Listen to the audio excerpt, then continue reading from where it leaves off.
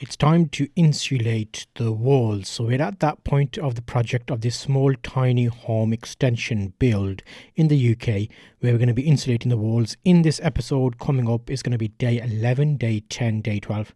I don't know why I said that wrong. We're on day 10, day 11 and day 12. Now it's 3 days worth of stuff going on because it depends how your project's going along. You'll see there's different types of insulation here. I'll explain more about that later and how the builders decided to do something a bit different. I was under the impression that we'll have Celotex all around in the walls, but apparently looking on the building plans the architect drew up, it can be rock wool or this other type that you saw, the insulation, like the cladding type stuff, which is like the stuff you put in lofts normally, but you can also have that in the walls, rock wool, like a fiberglass type thing. But what we got here is the Celotex, which clicks together like giant jigsaw puzzles, like a Lego type puzzle thing. So they go in the gap. So remember, the outside wall is a brick wall, the inside there's a gap, and then there's an inner wall. So outside is brick, inside the gap is this insulation, and then there's an inner Thermalite breeze block, which is along these things. There's a gap there. I'm going to explain about this because there's different guidelines out there, so it may not necessarily be right depending on where you're watching this, because different rules apply to different places. But each year the regulations seem to change, where they either have an air gap or they have that insulation filling the entire thing.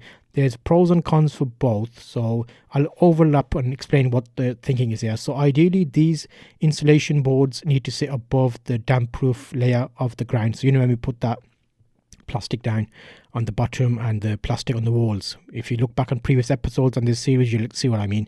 And if you're not already following, you'll see like this episode from 1 to, I think we're on episode 11 or 12 now, aren't we? So it's slowly building up. You'll see how this is progressing, real-time situation, so you're only a couple of days behind. So you'll see here these are being cut up and fitted into the gap. Now these two need to be snugly fit. There was a few times where I had to I'll keep a separate episode about things I had to speak to the builders about, because no matter who the builders are, they will have their pros, they will have their cons. Some things they will be good at, some things they won't be as good at, which is normally why in different projects you have like different people that dig the foundations, then you decide to have a different person doing the bricks, then you have a different person finishing off, because they all have their own specific like pros and cons, and they're good at what they're good at.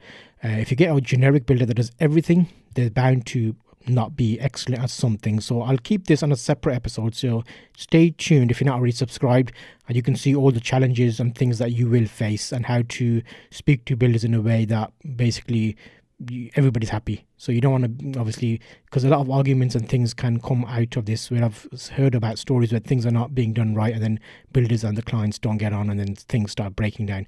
So here's an example of what I mean. The wall here you'll see is about 13 inches if I'm counting the internal foam which is on the floor, but 1 foot is basically wasted.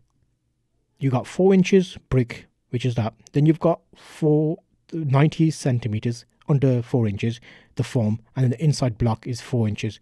So you'll see there's like a little gap there about 10 mil, and then you got this like an inch of the foam here, so the plasterboards will go there. So now the question here is, these metal ties will kind of sit on top of these. Look, you can just push them down and they dent into the foam.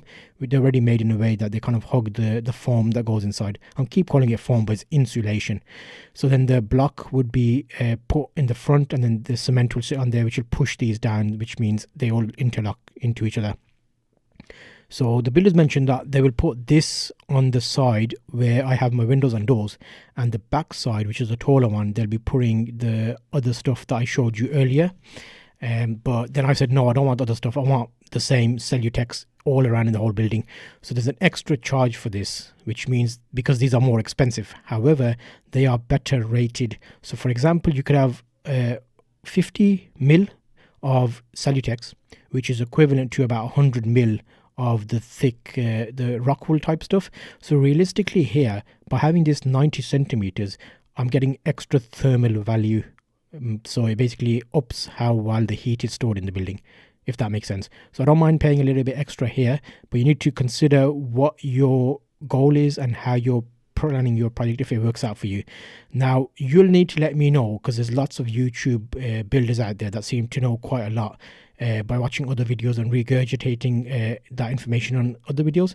So let me know in the comments, is this the right way to do what they're doing? So you'll see that the other boards interlocked into each other.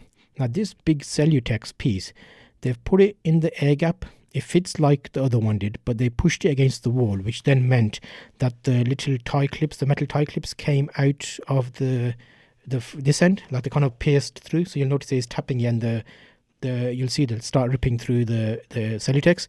So I'm thinking maybe that's okay because there's less joins and intersections on this. But is this the correct way to do it? Is this how if you put a big like see that they're pulling through the metal ties to then use on the blocks on the front? Now, is this how it should be done? If not, let me know. It'll be interesting to see. There's a little gap in the corner, and later on they cut pieces and fit those into there. Slowly they're building the inner wall, and as they're going up, they're using these breeze blocks. So there was a delivery of breeze blocks, which are, I'm calling them breeze blocks, but they're actually Thermalite blocks. You see these metal ties, see they pop through there now? So you can kind of see there, like there's a gap there, and then we've got the metal ties coming through, which then the blocks will sit on. So they went through and ordered some blocks, so we had some more blocks come in. Remember, in the description, I've got a link to an article, or even in the comment, I'll put a pin comment, and you'll be able to see everything that I basically did. They used the material, the cost, should you get builders, should you get architects, how much does it cost, how much does a small extension like this end up costing you in total, and all the little extra add-ons and things. So you'll see there's a delivery of blocks here. These are in the region of like £1.83. No, these are the 2-foot version. These are like £2.80 pence each, and you got about up to 73 to 400 and 250, 230, 220-ish blocks. Now, having a quick look at what's available, the sand, they more or less used all the sand, and there's half a bag left. So at some point, there will need to be more sand ordered in for obviously this mix. So you'll see now he's putting these Thermalite blocks in the inner layer, and the outer wall still being made. So this is where I mentioned this is over a few days, because we've got day 10, day 11 and day 12 here, because both things are happening at the same time. So I decided to put the insulation and the inner blocks in this clip to show you how it's going along, and then I'm going to keep you a separate video in the next episode where you'll see the wall being finished off, the external wall, because it's bricks, remember, and bricks take a little bit of time because they need finishing, and they do look nicer, they are better, I think anyway, even though they cost a bit more. So yeah, now you can see the Thermalite being laid in here, and then as they're being laid, insulation will be laid in the gaps, and we'll see how this progresses. So overall, how long will this take? We're on like 2 days worth of work going on here. So Celotex, the inner layer, the outer brick layer being built up, there's a good amount of time. In terms of insulation and the heating elements, I've already got plans to put extra central heater in this extension, because it can easily link to the house.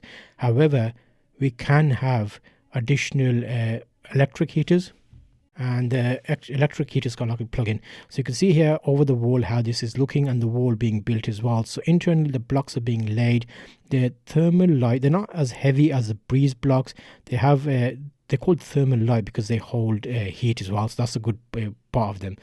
And Thermalite blocks are quite good because you can use them above or below damp proof level, and they give you like a bit of extra sound proofing because they're thick blocks, and they give you a good fixing as well because you can fix shelves to them, radiators or bathroom fittings, so they give you a bit of a solid foundation instead of having like a inner timber frame type thing. So you'll see here now he's cutting extra Celotex pieces to fit into the gaps. Originally they did this kind of stuff which I didn't really like, so I mentioned it to the builders what's going on here, and then one of the other chaps mentioned, okay, we'll sort it out.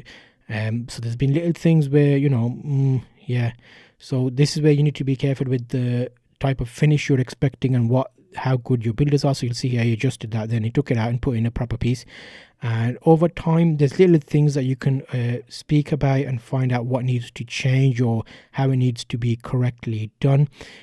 People have different expectations of builders, but as long as you know what you need done and you have a working knowledge of the basics, you can kind of work around that. So you'll see he was mixing muck, which is basically the same cement mix, and then putting the blocks around in the inner core. So slowly this is being built up now. There's still quite a lot of work going on here. We still have the roof to come on, and the internal needs to be finished, and then there needs to be lintels on the door and the windows, but those can only be placed when the wall has been built. So that'll be interesting, especially if we're going to be looking at having a solid wall, because the lintels will tie everything together, the roof going on, the ceiling, the beams will all hold the whole room together. So all of this works nicely together as things get adjusted, and that'll be working better and better. So you can see the Thermalite blocks inside are doing nicely. They're being cut down with a saw. So he's got a separate saw that he can cut these blocks with. They're like big cardboard jigsaw Lego type blocks, I think. I'll keep you updated on the inner block layer, but coming up in the next episode, you'll start seeing the walls being built up to a higher level when they have to actually get scaffolding in to keep that going. We also run out of bricks, so we need to order some more. If you're not already subscribed, subscribe to see the next episode, and on screen you will see the next episode in this series, so I'll see you on the next episode.